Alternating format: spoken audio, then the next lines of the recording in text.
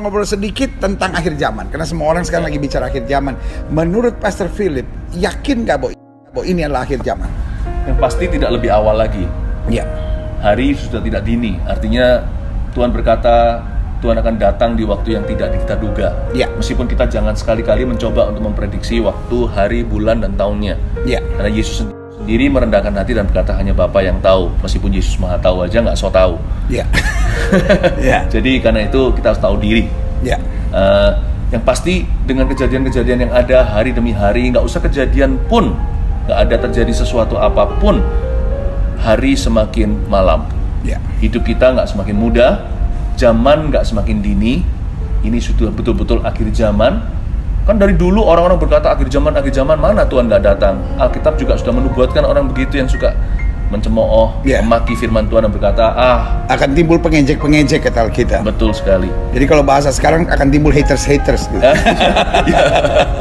Jadi kita memilih untuk berada di sisi yang hidup, sadar, berjaga-jaga dan waspada. Mawas diri, tiap hari mencari buah-buah Roh Kudus. Hidup sesuai dengan standar kudus.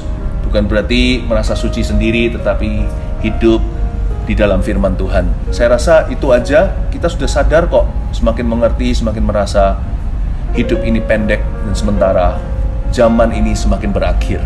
Nah sebagian bilang bahwa ini ada kita di bagian terakhir ya akhir zaman. Bagaimana menurut Pastor Philip? Saya yakin kita nggak bisa main-main lagi melihat segala sesuatu yang terjadi di dunia ini, di bumi ini, meskipun dari zaman dulu.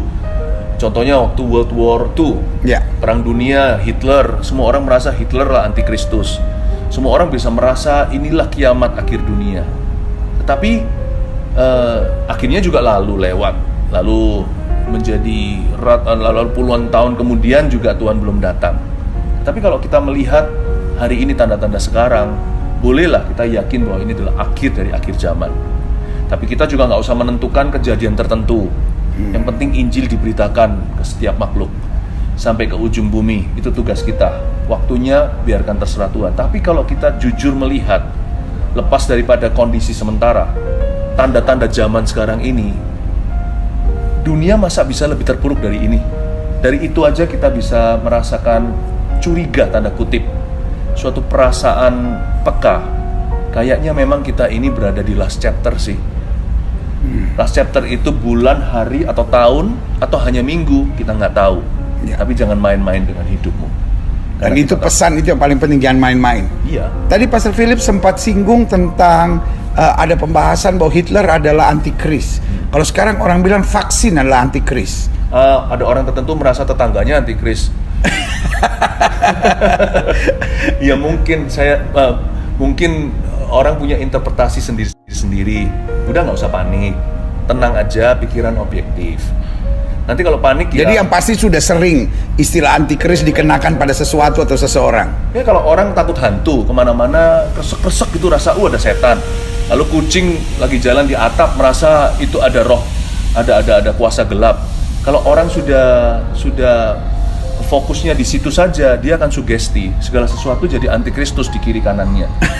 Menurut saya sih kita wait and see, tenang aja. Itu pasti terjadi, tapi yang harus diwaspadai roh antikristus yang sudah ada di dunia. Yang sudah ada. Sekulerisme, norma-norma yang semakin anti dengan firman Allah. Lebih susah jadi orang benar di dunia daripada orang kacau. Iya, zaman sekarang mau jadi orang konservatif atau orang yang konvensional secara pernikahan aja dikecam banyak orang, berwawasan sempit. Untuk jadi orang jahat butuh 5 menit, tapi untuk jadi orang baik belum tentu 5 tahun cukup. Betul. Tapi ngomong-ngomong suara hantu, orang-orang sekarang lebih takut sama suara batuk daripada suara hantu. Karena orang sekarang kalau dengar batuk langsung darah Yesus. Dan repotnya para pendeta kebanyakan punya penyakit batuk. Terus darah kenapa? Kebanyakan ngomong. Apalagi kalau hari Senin. Hari Senin rata-rata semua pendeta batuk karena hari Minggunya khotbah. Nah, Pastor Philip, mungkin saya juga sepakat bahwa ini adalah last chapters gitu dari akhir zaman. Nah, menurut Pastor Philip, apa tanda-tanda yang menyatakan ini?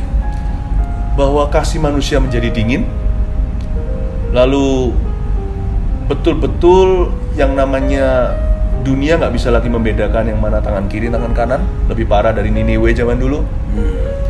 Lalu Gak bisa bedain laki sama perempuan juga.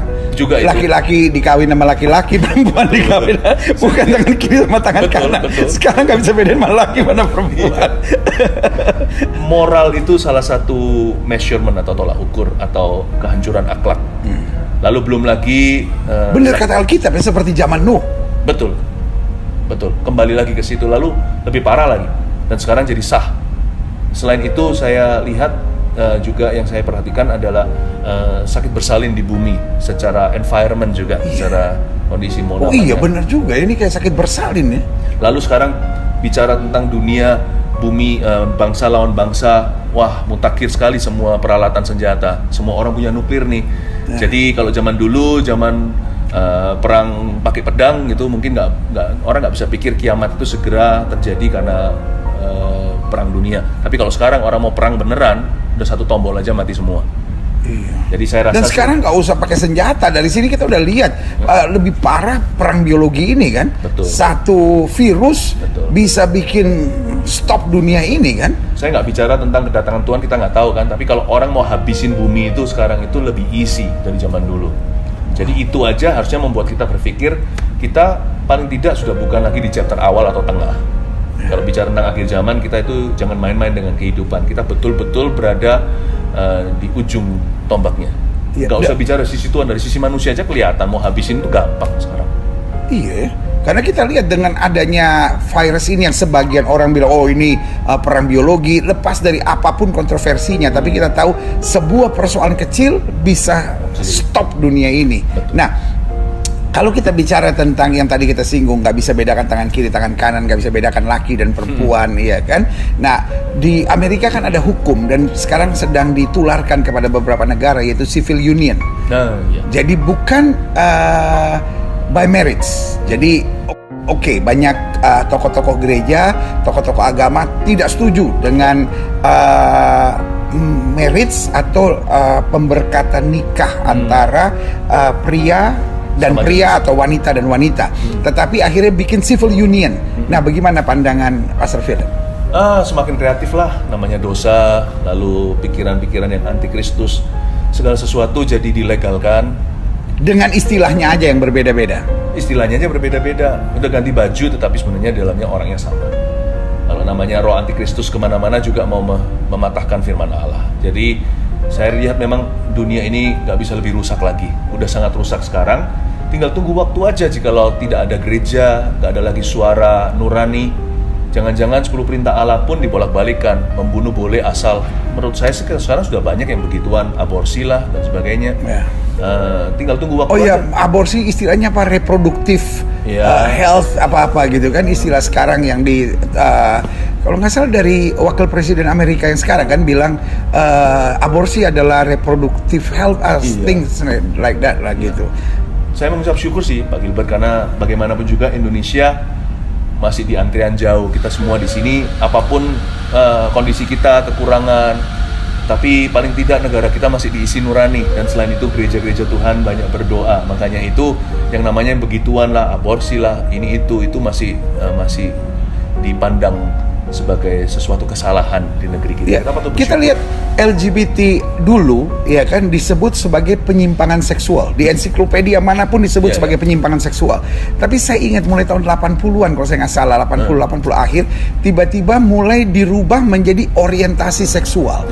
Jadi iblis licik untuk membiarkan dosa tapi dengan baju yang lain. Bagaimana menurut Pastor Philip? Ya, itulah pekerjaan iblis, namanya tipu muslihat. Tipu muslihat kan berisi dengan asumsi, lalu habis itu memutarbalikkan fakta. Jadi kelihatannya bolanya tadi di situ, padahal udah nggak di sana. Tapi kalau itu diangkat, lenyap. Inilah magic show-nya. Jadi iblis paling hebat gitu-gitu. Tapi kita harus kembali tetap pada protokol dari Tuhan Yesus. Kita tidak benci orangnya, tapi kita benci jubah dosanya. Dan jangan justru sampai orangnya harus kita kasih dan kita injili. Betul. Tapi kita jangan mengubah statement kita. Apa yang benar ya benar, apa yang salah ya salah. Karena itu firman Allah, tidak tergantung sikonnya. Ya, karena kalau penyelewengan seksual lalu orang melakukannya, itu salah. Ya. Penyelewengan seksual kalau kita tegur, kita benar. Betul. Tapi kalau orientasi seksual kita kritik, kita yang salah. Jadi akhirnya justru dosanya jadi benar, Benar kata Pastor Philip, ya itu kelicikan iblis, dia menyamar sebagai malaikat terang. Makanya kalau kita hari-hari ini tidak menjadi orang yang kuat dalam firman, susah sekali hidup di dunia ini jadi benar. Apalagi anak-anak muda. Zaman dulu semua absolut kan Pak Gilbert. Ya. Mama bilang apa, papa bilang apa. Sekarang siapa bilang apa sesuatu, siapapun peduli amat. Google ada 1001 jawaban. Lalu kita lihat ke internet, selalu tidak ada yang absolut, selalu ada opini. Jadi karena itu kalau kita tidak pegang teguh pada Bible, sekarang salah juga ada teorinya. Iya. Dan kalau kita tidak pegang teguh pada Alkitab, kita pasti akan goyang. Dan pegang teguh Alkitab aja kalau kita nggak penuh dengan Roh Kudus, kita tafsirkan sembarangan, malah jadi Farisi Taurat, kritik kanan kiri, jatuhkan orang lain, bunuh karakternya. Kita pakai Alkitab untuk membunuh. Tapi kalau kita punya Alkitab dalam roh dan kebenaran, dan juga Roh Kudus bertahta dalam hati kita, dan buah-buah roh kasih, damai sejahtera, sukacita, saya rasa hidup kita itu bisa jadi sinar dalam kegelapan. Jadi agama seringkali bukan lagi dipakai untuk pertobatan, tapi agama dipakai sebagai